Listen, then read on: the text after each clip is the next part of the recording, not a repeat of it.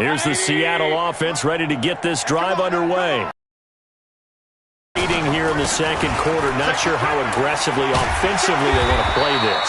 I think we'll trust their guys in this situation if they decide to take a shot. Line of scrimmage, the 37 on 1st and 10. Mayfield. And this is incomplete with a clock showing just 3 seconds left. It's 2nd down and 10. Line of scrimmage, again the 37 as they line up 2nd and 10. Final play of the half, Mayfield completes it to Jennings.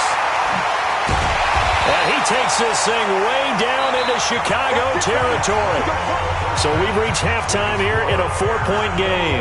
As we'll send you eastward to Orlando. Standing by with that EA Sports halftime report now is Jonathan Coachman. Take it away, Coach. Forecast calling for more of the same. The rain set to continue as we are underway in the second half.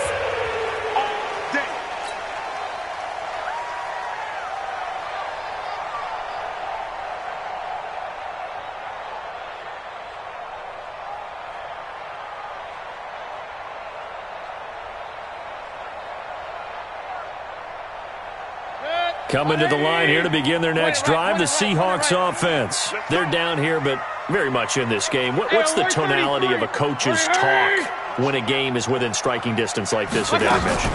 Typically, what they're doing is emphasizing the things that went well in the first half and wanting more of that. Sure, you've got to go over some of the errors and clean up some things because there's a reason you're down. But overall, I think they want to stay positive, stay up with this team. We're just starting the second half, and we've got the football. Let's go ahead and punch it in, and then we'll take it from there. See how that recipe works. Now they're going to get about 3 here out of this first down run, and that'll bring up 2nd and 7. Tackle made there by Bilal Nichols. 3 yards on that last carry. Here's 2nd and 7. Mayfield looks to throw. And he slings one that's incomplete. David Moore, the intended target. And that'll make it 3rd down. Oh, man, that was close. The opportunity to change momentum, big play, right in his hands, unable to come down with it. A sigh of relief, no doubt, on offense if that fell harmlessly to the ground. That one complete to his receiver, Jennings. And they'll get him down as he's inside the 40.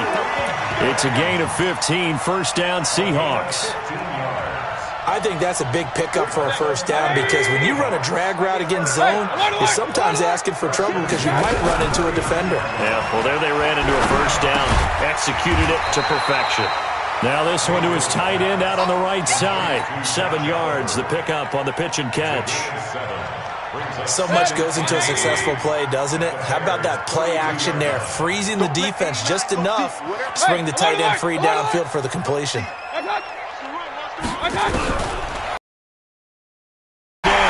Mayfield, this pass to Jennings, and he makes the catch. 6 yards the pickup, and that's a 1st down. This has to go down as one of the simpler routes in the playbook, but oh so effective. Nice completion there, keeps the sticks moving. Mayfield now, 5 straight completions here in this second half. 1st and 10. Mayfield with it once more. And his throw's going to be incomplete. And that's one he's got to be happy to have back. There wasn't a hole open in the zone. You'd have to think on early downs like that 1st down there, need to be a little bit more careful. Yeah, fortunately for him, got a couple more downs to play with. 2nd and 10 now from the 27. They'll throw again. Here's Mayfield. And he can't hang on. That's definitely going to be one he wishes he had back. Incomplete in the end zone. So back-to-back incompletions. 3rd down here and 10, but you're still in field goal range. And that's the thing to keep in mind. They're in field goal range. So now you don't take any unnecessary risks, but you try and find a way to get back to what you were doing earlier in the drive in order to finish this one off. Now yet another incompletion here as they fail to connect on 3rd. Not only was the call spot on, how about the execution of that defense right there? Zone was absolutely locked up tight. He was trying to force it in there on 3rd down. But if there's a time to force it, he felt like he needed to make a play, right? Yeah, exactly right. 3rd down, you got to try and find something. There was nothing available there for him.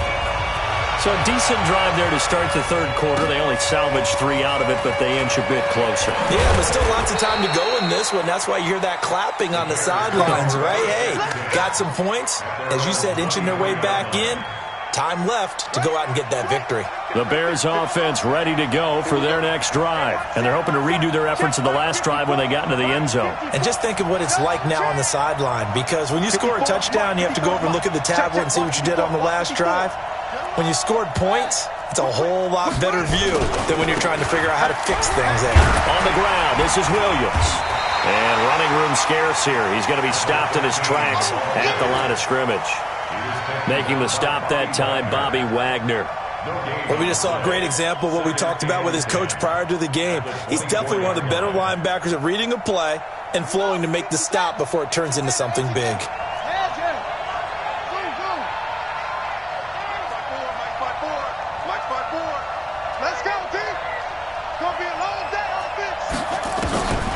To throw on second down. Hope. And this is caught by Evans. Mark that down as a pickup of 13, and the Bears have the first. If you're going to blitz, likely going to leave you in man coverage with this guy, and that is less than ideal. It is, because just about any offense that has an elite receiver, if you blitz and have him in man coverage, you're going to him, even if he has an elite defender on him, because he usually knows where the ball is before the defender does. On 1st and 10, Hope. He's airing it out for Williams. Into a double team, and it's intercepted. Picked off at the 35. And his guys are going to take over at the 34-yard line.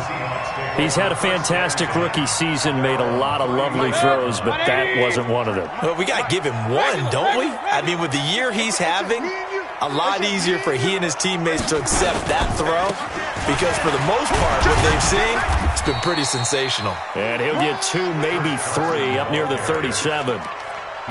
What's the old expression, 3 yards in a cloud of dust? In this case, it's dust-covered pellets. It's no longer that old grass that we used to play on, right, and chew it up.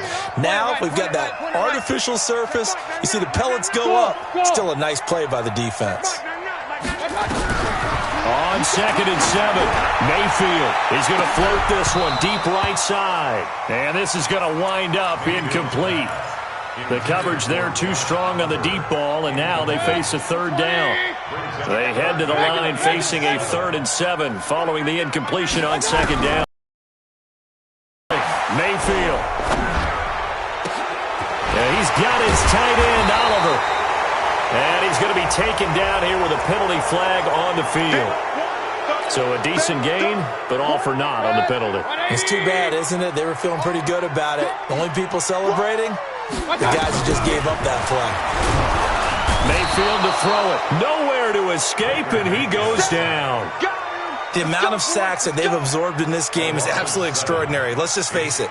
This offensive line, flat out, cannot handle this pass rush. It's been demonstrated time and time again. And the kick's away as he angles this one for the sideline. And now that'll kick out of bounds, and this is going to be spotted back at their own 30. Oh, man.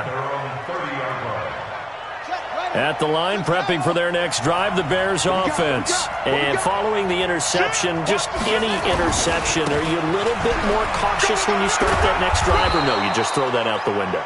I think you are. I don't think that there's any way you can run back out there and go, totally didn't affect me. Let's just go ahead and be loose with the football again. You're going to take care of it, but you have to be careful about being too cautious, because now you can't run any offense at all. Still want to attack. We'll see how they attack him here. Again, it's Williams.